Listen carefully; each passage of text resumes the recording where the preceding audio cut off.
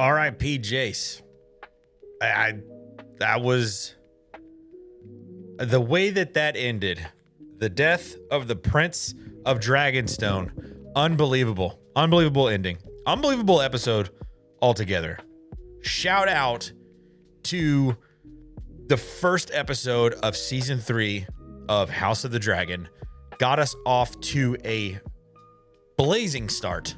Pun intended. So many dragons in this episode, which is a massive win for me. I don't even remember how many I saw. I think I saw Vermithor, Vermax, Moon Dancer, Sheep Stealer, Sea Smoke, Caraxes. That's 6. I think I saw 2 others. Can't even remember the names of those ones. Unbelievable stuff. Unbelievable. Silverwing. I think we saw Silverwing. Yeah, there was 7 or 8. We didn't see Vhagar. I will say that we did not see Vhagar, which is probably a good thing. I don't know. They're holding off Vhagar for a bigger battle for Daemon, obviously. By the way, kissing your mom, dude? What is wrong with you? That is embarrassing. If we're gonna, you can't just kiss your mom like that. You can kiss your mom on the cheek, whatever. You can, whatever you want to do. You can't kiss your mom like that, Aemond. You freak. That's just, I don't like that. I did not like that one bit. I literally am all over the place right now. Let me get my thoughts straight for you really quickly. Shout out to all of you joining for the first recap video of this channel's history, I guess, is what we could call this. My name is Strez. I love watching geek culture, nerd shit, whatever you want to call it. I am basically just here to react to every episode of House of the Dragon. Later this week, obviously, I'm going to watch Supergirl. I'll be reacting to that one. I have a reaction to Masters of the Universe on the channel as well, so you can go watch all of those things. Click that subscribe button if this is your first time seeing this channel. I'm just all over the place right now because I literally just finished watching the season 3 premiere of House of the Dragon, came straight downstairs, clicked record, and this is where we're at. Like, this is where I've landed at this point. I'm at a loss for words. That was one of the best season premieres of a TV show that I can remember in a very, very long time. Like, action-packed, wall to wall. We get caught up with basically where every single character is. You know, all the way from Aegon all the way to Bela. Like, every character that you can think of in this show, we got a chance to see today, I think. Did we miss anyone? I don't think we did. I think we saw every single character that we are going to be following this season. And obviously, we lost one of them at the very end. Spoiler alert. I opened up the video with a spoiler. If you're here watching this, you've probably already seen the first episode. Just a fantastic first episode of television. And I thought that this is exactly what would happen for House of the Dragon season 3. I knew it was going to get off to a great start like this. I did not realize that it was going to be the Battle of the Gullet like right away. Blew me away. Obviously, I've never read the books. I should throw that out there. I've never read the books, but I have done some pretty deep dives into some of the lore to understand some of the stuff about Westeros and all of the history and lore with the Targaryen family and, you know, all of that kind of stuff. So I'm vaguely aware of some of the storylines that happen, but I didn't realize that we were going to be going there right away. It was honestly, it caught me off guard, like literally right away. Also, I'm literally getting over a cold right now, so I have to like sip water and stuff as we go because I just can't stop coughing. Probably my quickest reaction, my fastest reaction, my like instant reaction to this episode was, holy shit, so much stuff happened. There were so many things taking place. Obviously, we left last season off with Alicent coming in and telling Queen Rhaenyra, you know, all of the stuff about how she was gonna, you know, send Vhagar and Aemond away. They were gonna open up the gates and she could come in and basically take the throne. No bloodshed, anything like that. Obviously, she was gonna have to take Aegon's head because he was the usurper, all that kind of stuff. All of the mumbo jumbo that goes on with these kinds of kingdom things. And then we get into this episode, and that plan is obviously supposed to be going in place, but Aegon is gone. Him and his Master of Whispers, I can't think of I don't know his name. I never learned his name. He looks like a rat to me. I just never learned his name. They're gone. They're out of town. Don't know what happened with them when they like turned themselves over to I don't even know which family it was that they were like ran into at that point. Their future is up in the air right now. Don't know what happened with them. And then we get to the point where we're watching Daemon and his guys just run shop on these whoever they were fighting at that point. I think they were fighting the Lannisters because I think they were killing some lions at some point. Which, by the way, so dope that the Lannisters once took actual lions into battle with them. That's crazy. It's really cool. And then we get to see the House Stark show up, all the Greybeards from the north coming down and joining the cause, joining the fight for that. So that was really cool. Didn't get an up-close look at Caraxes there, but we did get to see Caraxes in the background doing some stuff there. We get a little bit of Rhaenyra at their, telling them what's going to happen. Jace is obviously not happy about that. He says that you're being crazy, all this kind of stuff. We get the scene of Aemond about to just take the Grand Maester's head for whatever reason, because he thinks that he is the reason why Aegon is gone. But we know that that's not the case. Gets stopped just in time. That was pretty good suspense on the part of the television show. But we move on. He, obviously questions his mom. He's got some suspicions, which makes perfect sense. You should. And rightly so, because she obviously is working on some stuff in the background. And then they did the kiss thing.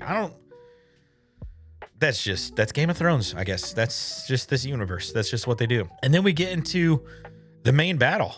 And that was, I feel like I was holding my breath for the majority of that battle. Like, am I the only one? Were you holding your breath?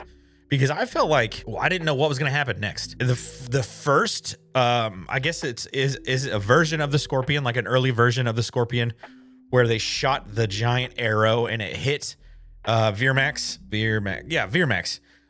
Hits him right in like the saddle piece with the heavy anchor, starts pulling him under. Moondancer comes down, saves the day. Luckily, Moondancer is itty bitty, fast, agile, and can take that kind of thing and do that kind of thing. Because if Moondancer was any bigger, I don't know if that would have happened. As we saw the second time that it happened, which this time was actually in Veermax's skin scales. I don't know what you would even call it. Skin. What, I don't know if it's the skin or the scales or what it is. But drags Veermax under, and then Jacaerys gets killed. We see the death of the Prince of Dragonstone. Obviously, there's some other stuff that happens there. The Triarch, they turn on the Lannister that's there to help them. That's their master of ships or whatever his role is. It was just all around a very action-packed, very good, immediate dive straight back into the House of the Dragon. Straight back into the Targaryen Civil War. Straight back into this world that we have all come to know and love for the last 15 years, 13 years. I don't even know how long the Game of Thrones television show, and even longer with the people who have actually gone and read the books. We got A Night of the Seven Kingdoms last year. Fantastic TV show. But there was something missing, and it was obviously the dragons and like the highborn nature of dealing with the royalty and dealing with the crown and all those things. So it was just really great to get back into this setting and be like, this is House of the Dragon. This is why we're here. This is what we want to see. We want to see dragons fighting. We want to see people burning. We want to see huge wars being fought. We want to see massive battles. And it was genuinely the perfect dive back into Westeros, back into the Seven Kingdoms, back into the Targaryen family drama. It was I don't know if there is a better way that they could have done that they could have gone about starting off season 3. And honestly, I feel like it had been such a long break since season 2 that season 3 needed to get off to a really quick start. Right? Like, there'd been some time off. People have had a chance to sit with their thoughts, had a chance to rewatch. And you can kind of take away a little bit of a lesser view, a lower view of season 2, season 1. And I've read some stuff online talking about how bad the first 2 seasons of House of the Dragon were. And I'm like, what are you talking about? I thought that both the first 2 seasons of this show were really, really good. My issue was that it has taken so long to get to season 3 of House of the Dragon that they had to come out swinging. And they did. I don't think they missed. I think they landed exactly where they wanted to land. And I think we're in for a crazy season. There's a lot of stuff that's going to happen. Obviously, we have to figure out what's going on with Sheaf Stealer. And what is her name? Nettles. We have to figure out what's going on with those two because obviously she does not know how to control him because he is a wild monster. That little scene though, where he like brought the 2 sheep and cooked the 1 sheep for her and she just ate it with him. Kind of heartwarming, kind of disgusting at the same time, but I get it. She wants to make the connection. She wants to create that connection with her dragon, but she's got to learn how to control that thing because they were burning ally ships. They were burning their own ships.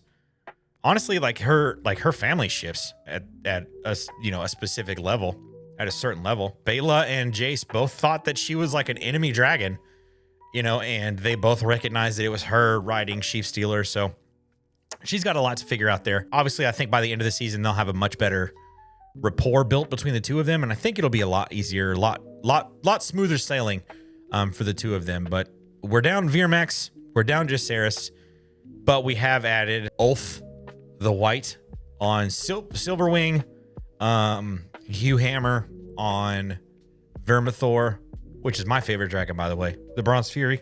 So sick. So sick. I can't wait to see this dragon in action. I hope, and I don't know if this is a story, and don't spoil us in the comment section if it is the case, but I hope Hugh Hammer and Vermithor kill Vhagar and Aemond. That's what I hope happens. So yeah, there's a lot going on. It's going to be a really wild season. I honestly don't know what to predict moving forward from this first episode because so much happened. I don't know who's still alive and who's not, technically, from like the ending, that last battle on the ships. Don't know who survived. Don't know who died. So there's so much up in the air. They just did such a great job opening up the season off on a hot start. So let me know what you guys think about this episode of the House of the Dragon in the comment section below. If you haven't done so yet, click that subscribe button and drop a like on your way out. I'll be back every single Sunday or Monday as quickly as I can with my reaction to the latest episode of House of the Dragon.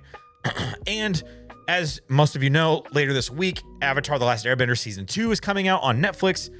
We'll be reacting to that. And I am going to see Supergirl on Thursday of this week. So I'll have a reaction out for that as well later this week. So be sure to click that subscribe button so you're sticking around for everything that we've got going on here on the channel. That's going to do it. I will catch you guys in the next one. Enjoy your dinner.